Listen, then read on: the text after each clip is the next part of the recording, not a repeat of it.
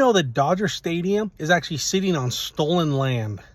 Before the Brooklyn Dodgers were the Los Angeles Dodgers, there was a piece of land in Los Angeles called Chavez Ravine. This land, Chavez Ravine, was home to 3 Mexican-American communities, Palo Verde, La Loma, and Bishop. Now, these 3 communities were like some of the only areas in Los Angeles where Mexican-Americans could come to like flourish. They could come buy property just because of the racism that was still in Southern California.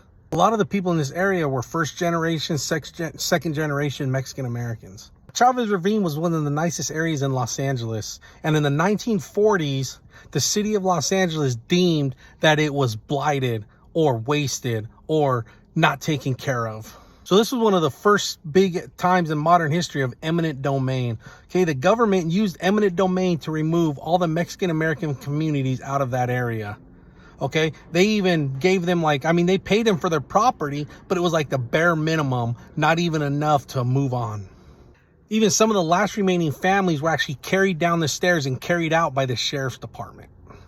All these residents were told that, yeah, they would have to move out, but that the city was putting in public housing and that they would have first dibs at this public housing. Okay, now we fast forward to the 50s and there's the Red Scare, communism. Everyone's afraid of communism.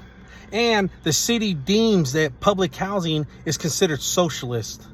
And it doesn't help that the guy in charge of the project ended up getting accused of communism.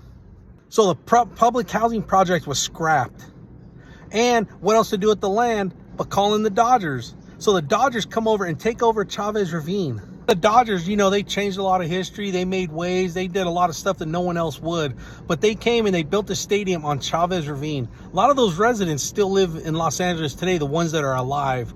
I mean, this was in the 40s and 50s, so most of them are probably pretty old by now. But a lot of the younger generation still alive.